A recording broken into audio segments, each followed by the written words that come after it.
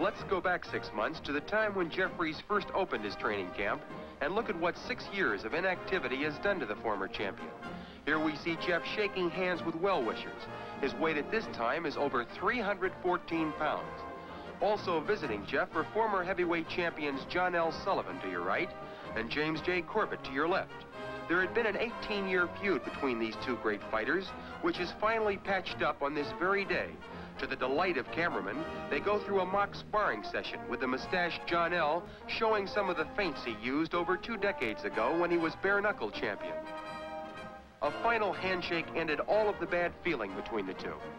Let's go back in time 3 more years to 1907, when Jeffries, in vest and long shirt sleeves, was introduced at the Burns Squires Championship fight. Jeffries weighed 334 pounds. Now you can see the almost impossible job Jeff had getting back to his fighting weight of 220. We're seeing the stadium being built, which will feature the biggest sporting event of the century. This is the first time in pugilistic history that an arena has been built specifically for one special prize fight. The promoter is the fabled Tex Rickard, who paid $120,000 in gold to capture this sporting plum. It's now July 1st, just 3 days until Jeffries and Johnson enter the ring. Unbelievably, you are looking at a 226-pound Jim Jeffries. Jeff has done what many experts had predicted was virtually impossible. He has recaptured his fighting form and shed over 110 pounds in the process.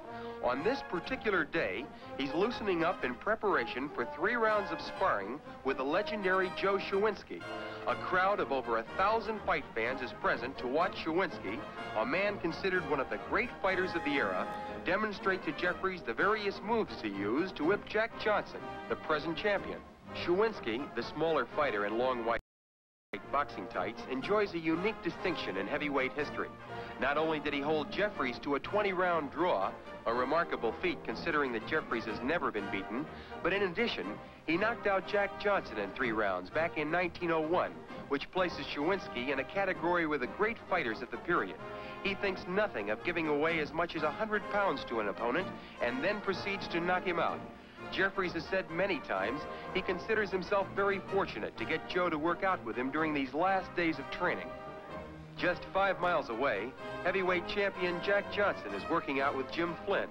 Johnson's reputation of invincibility is spread like wildfire, as the boxing writers are using a flood of adjectives to describe his workouts. The great Johnson, the unbeatable Johnson are but a few of the quotes which have been written each day. The third fight in our look at the best years of Jack Johnson was considered the sports event of the century, even though the century was barely 10 years old. It was the 4th of July, 1910, in Reno, Nevada, and the champion Johnson was making his second title defense, this time against the legendary Jim Jeffries. Jeffries had been coaxed out of retirement. He lost nearly 100 pounds to get into fighting shape and was to face Johnson in the afternoon sun in a newly constructed stadium in Reno. Scalpers were selling $50 tickets for $125. Now keep in mind, this was 1910. Milk was just 8 cents a quart, and a World Series ticket at Shibe Park in Philadelphia cost $2. The fight would draw more than 16,000 spectators to the desert town.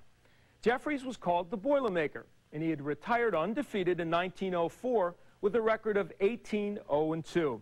Writer Jack London was among those who had convinced Jeffries to come out of retirement to fight Johnson. The champion took a risk in going to Reno as he received death threats that said a sniper would take him out if Jeffries didn't. So let's go to the Wild West, Reno, Nevada, for the first fight of the century, the July 4th, 1910 battle of Jack Johnson versus Jim Jeffries. It's 6:30 in the morning, July 4th, 1910.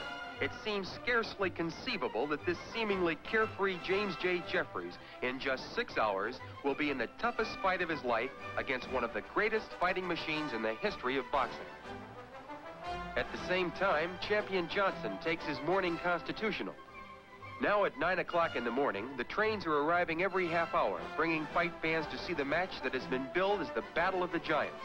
No sooner does one train unload when the next one pulls in jammed to capacity. Inside the arena, the lucky fight fans with tickets wave to motion picture cameras 3 hours before fight time. Extensive motion picture coverage has been planned as the entire world waits for the results.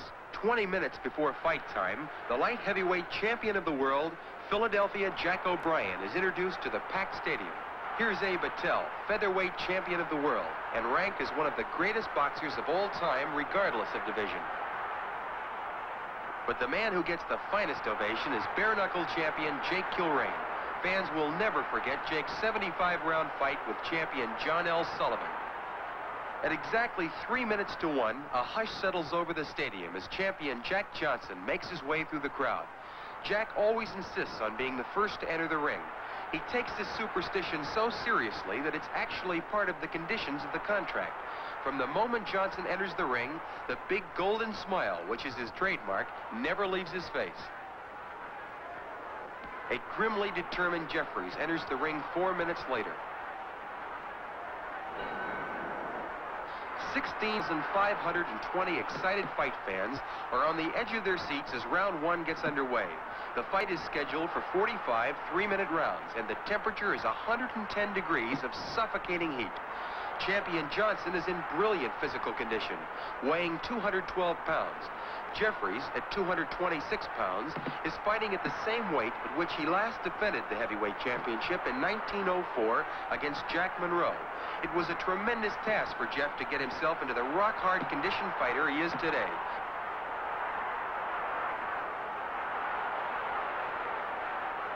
Jeffries won the heavyweight championship of the world 11 years ago on June 9th, 1899, when he knocked out Bob Fitzsimmons in 11 rounds. After successfully defending the crown 7 times in that period between 1899 and 1904, he retired undefeated, having beaten every prominent heavyweight who wanted a chance at his crown. Round 1 draws to a close with both men conserving their energies, knowing there are a possible 44 rounds to go. As round 4 begins, neither fighter has gained a clear advantage. In rounds 2 and 3, the two men continued feeling each other out, searching for weaknesses, using early caution. The third man in the ring is none other than promoter Tex Rickard. For weeks, Johnson and Jeffries haggled about who should referee the fight.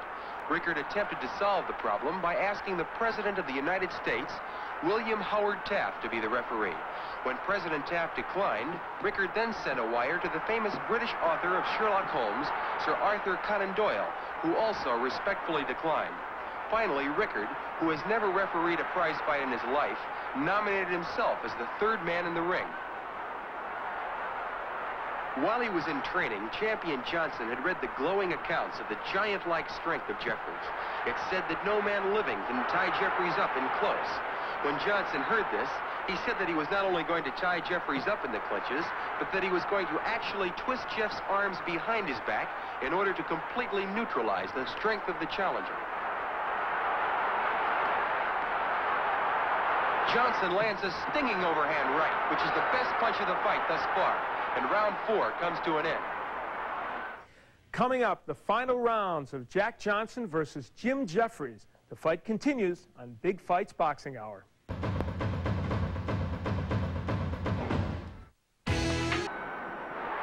We go into round 13 with the challenger Jeffries tiring badly. In rounds 5 through 12, Johnson has slowly but methodically worn Jeffries down with hard right uppercuts in the clinches and powerful lefts and rights to the body.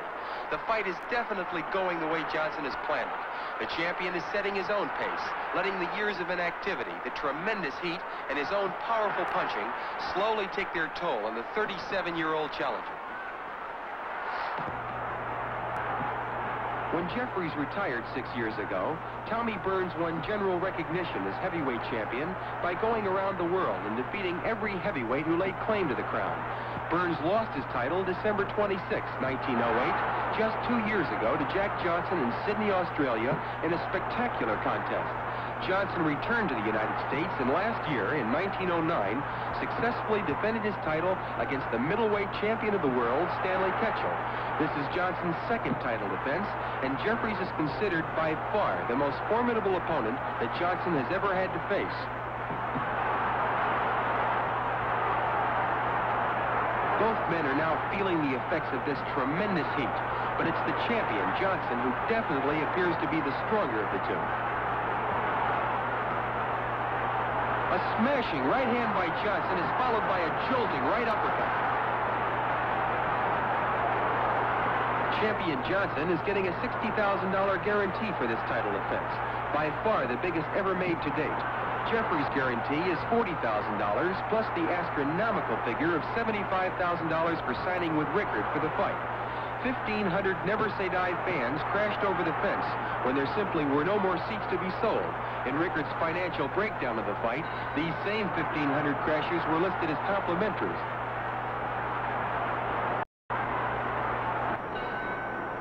In the previous round, Johnson relentlessly pursued Jeffries all over the ring. Here in round 15, he rushes Jeff against the ropes and lands a hard right uppercut. He follows it up with 3 left hooks, and Jeffries goes down for the first time in his entire professional career. The crowd leaps to its feet at the shock of what's happened. Jeff rises and gets hit with a smashing left hook, which sends him out of the ring. Jeff's chief second, with the help of a fan, lifts him to his feet. Johnson rushes Jeffries across the ring, where he floors Jeff with a paralyzing right to the head.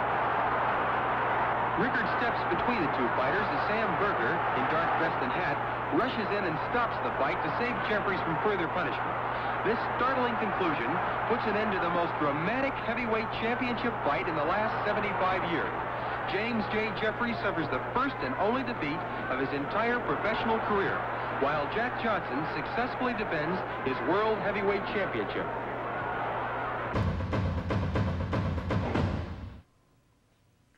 For Jack Johnson, the Galveston-born heavyweight who had been boxing for more than a decade, the big purse had finally arrived. Johnson got $60,000, or 60% of the purse, with a $10,000 bonus thrown in, and some $50,000 from the film rights. His total for retaining his heavyweight title was $120,000. And more important, Johnson thought that the victory over Jeffries finally silenced many of his enemies. There was no sniper in the stands that day in Reno. Johnson would later write in his autobiography, "Many who had been almost venomous toward me grew a little more restrained." But around the United States, the film of Johnson's victory was banned as race riots and lynchings broke out and resulted in the deaths of 13 blacks. This was the last fight for Jeffries and the only loss of his career. He retired again and concentrated on running a tavern and a cattle farm before going bankrupt in the 1920s. We'll be back to wrap it up in a moment with the final bell.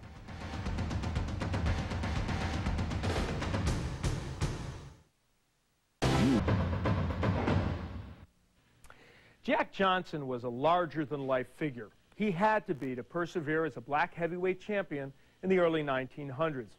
And his impact on America transcended the boxing ring. He was a catalyst for hate on the one hand and hope on the other.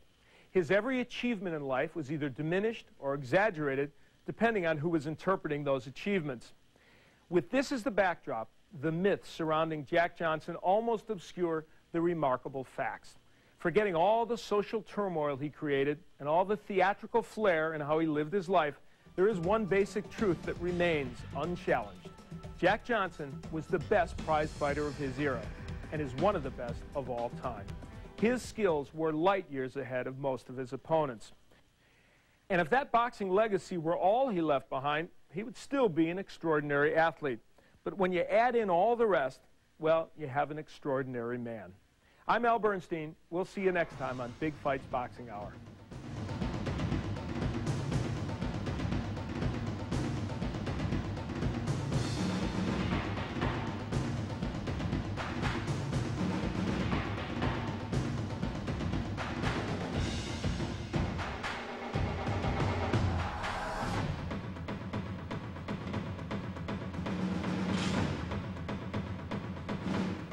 Rating the heavyweight champions of the world since James J. Jeffries' time, I must say Jeffries was the best. Then comes Jack Johnson, the world's greatest defensive fighter, who won the title from me.